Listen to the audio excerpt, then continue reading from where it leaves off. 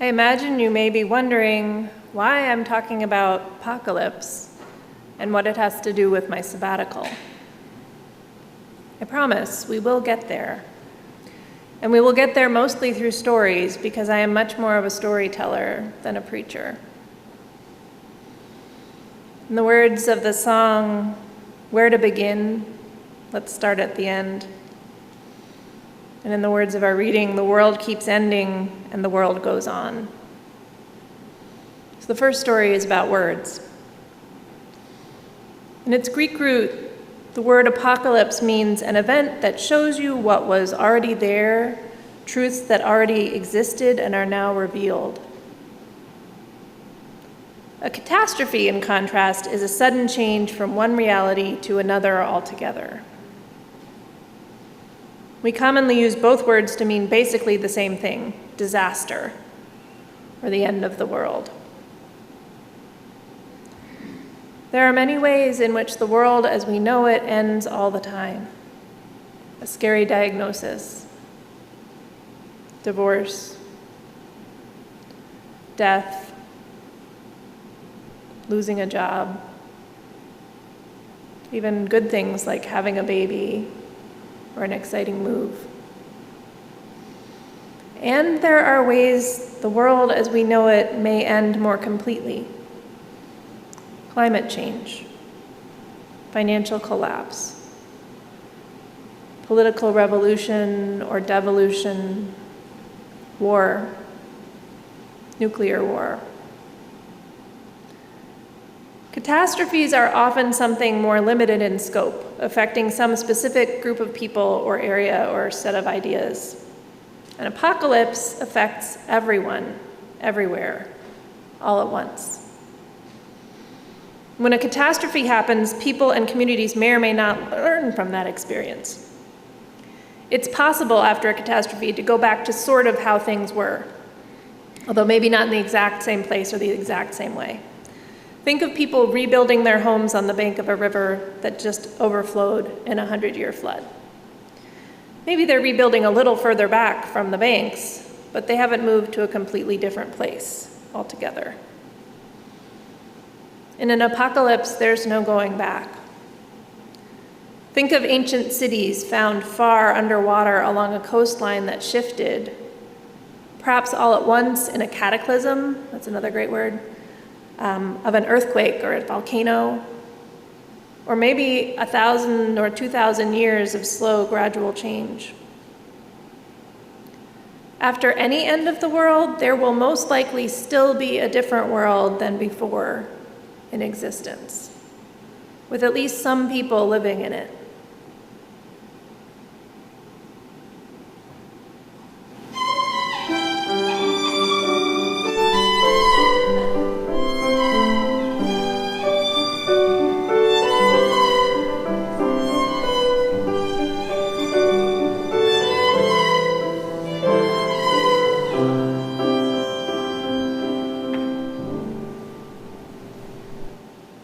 There are many writers, scientists, philosophers, theologians, academic and popular, who've written and thought about the apocalypse and all of its synonyms. One I see a lot lately is collapse. I haven't read them all. So the ideas and questions and thoughts that I'm going to share today are not in any way a comprehensive review of the literature.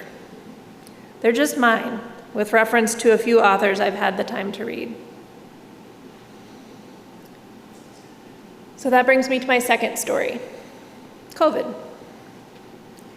In the first weeks of COVID in early 2020, I called up my dad, who is obviously older than I am and has lived through more things than I have.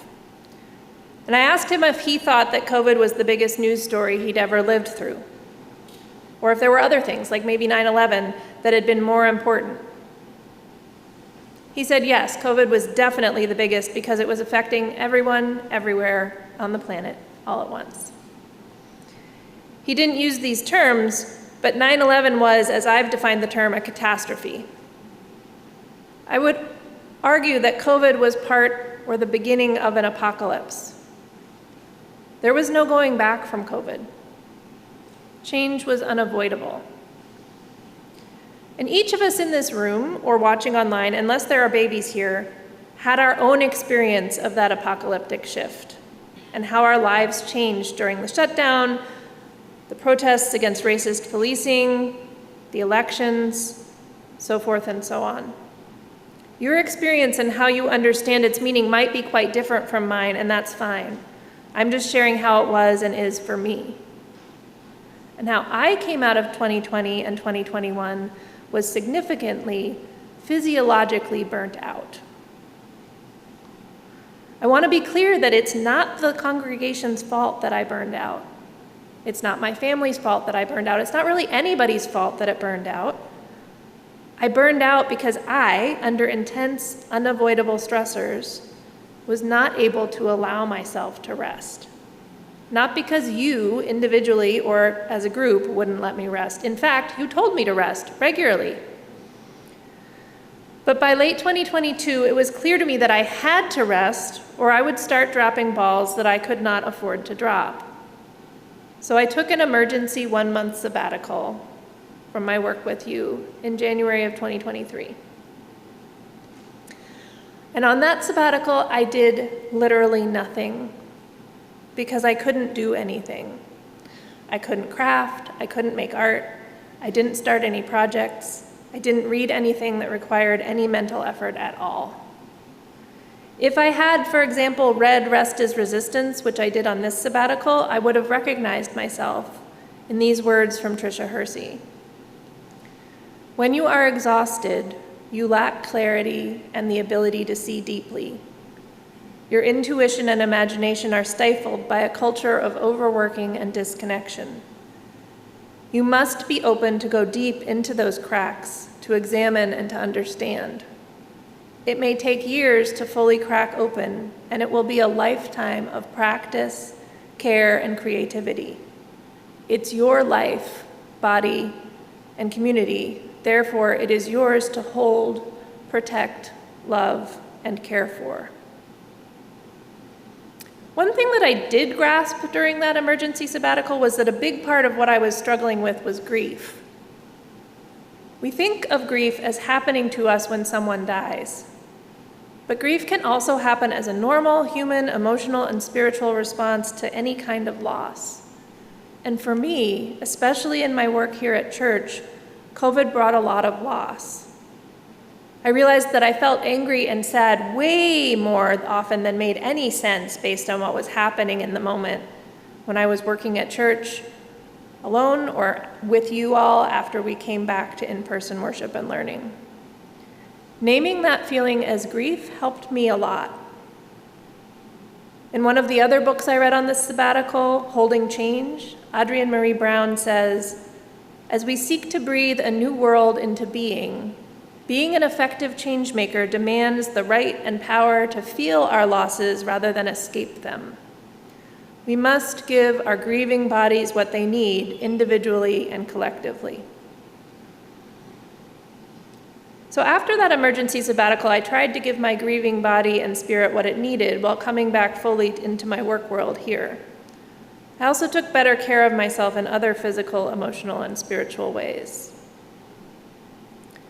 And I'm very happy to say that by the time I took this 2026 sabbatical from April through June, it wasn't an emergency sabbatical.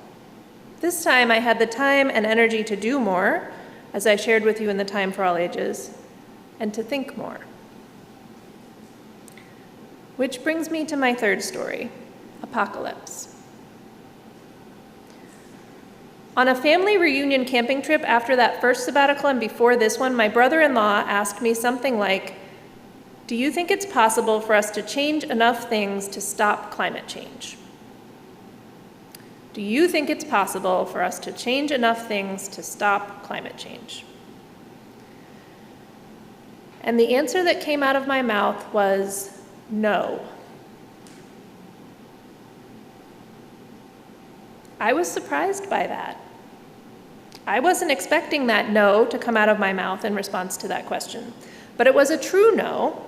I do not, in fact, believe that we, collectively humanity, can stop the changes we have set in motion on our planet or in our global political and economic systems. Or maybe we could, but I don't believe that we, humanity, will do so. We tend to try not to say that no out loud in our Unitarian Universalist spaces. It sounds so final. It sounds hopeless. I'm sure some of you disagree with me and believe that it is possible to reverse climate change and that humanity will in fact do that. And I respect that. But I'm talking today about what seems to be true to me. And either way, I want you to listen to me. That no is not hopeless. I thought about that conversation and that no a lot on this sabbatical. Audrey Marie Brown writes, "We must deal in reality. It is nearly impossible for people to build trust over time if they cannot name and face what is actually happening. If we don't fully understand where we have come from, what created us, and where we are, then we are building our future on quicksand. By building a shared analysis of what is real, you create more possibilities for the things the group can actually do."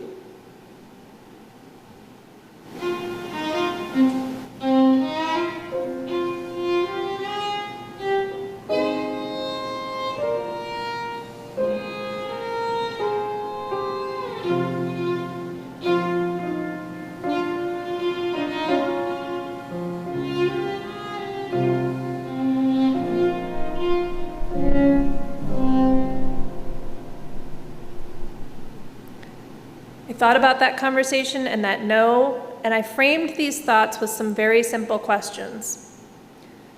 I invite you to, as Brown says, build a shared analysis in response to these questions with me. I promise it does not end in despair. So, first question. If you knew that the world as you know it would end by whatever means in 5 minutes to 5 days, what would you do? I think that given 5 minutes, mostly a lot of us would freeze and do nothing at all because that's too short of a time to react and form a response. But given 5 days, I believe most people know what they would do. We would tell our loved ones how much we love them. We don't have to wait. We can tell people we love them every day, today, right now. Take a moment.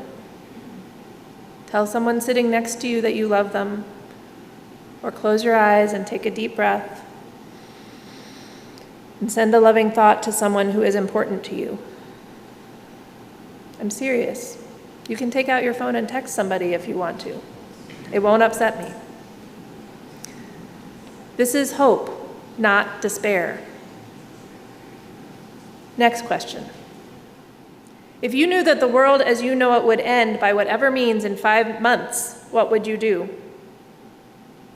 In a way, this is what I did on my sabbatical. It wasn't that the world was going to end, but I had a specific amount of time available and I had to make choices about what to do in it.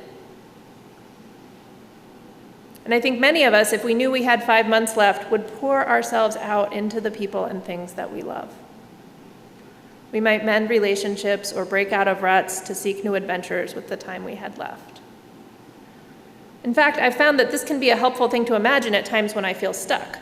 This, whatever is difficult right now, doesn't have to be forever, because what if there isn't forever?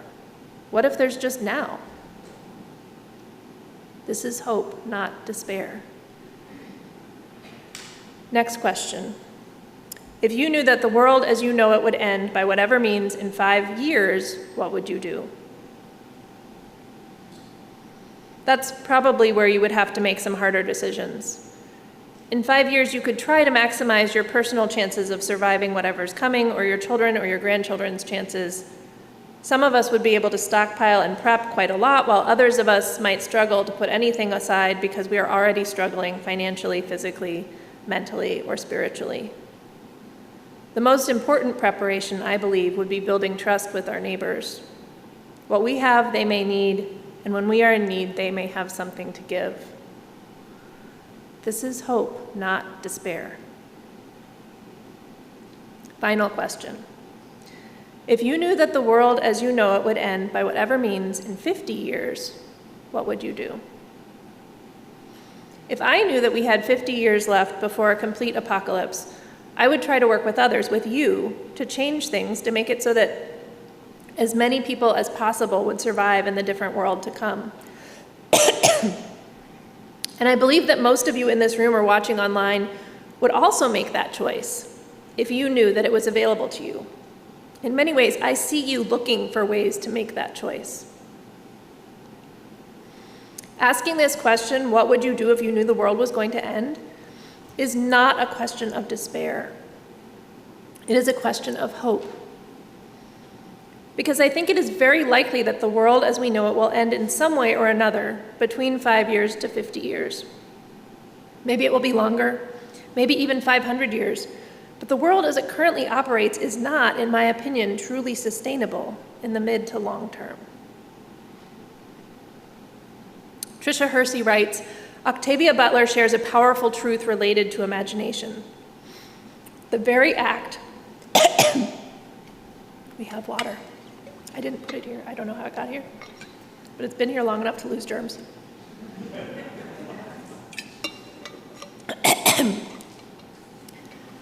The very act of trying to look ahead to discern possibilities is an act of hope. If I could repeat this over and over, like a call to prayer blasted on speakers throughout the land, stirring in my heart, whispering in ears, etched into our psyche, and tattooed gently in the palms of all who feel even a glimmer of hope, I would do so. Please repeat after me. The very act of trying. To look ahead to discern possibilities. Is an act of hope.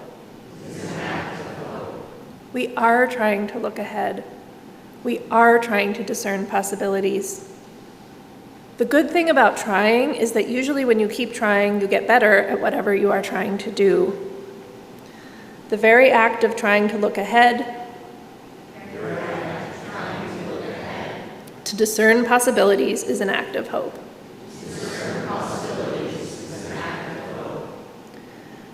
I invite you to keep trying to figure out what we can do. When you feel more despair than hope, come together with others who are also trying, here or elsewhere, because that will build your capacity for hope. The very act of trying to look ahead to discern possibilities is an act of hope.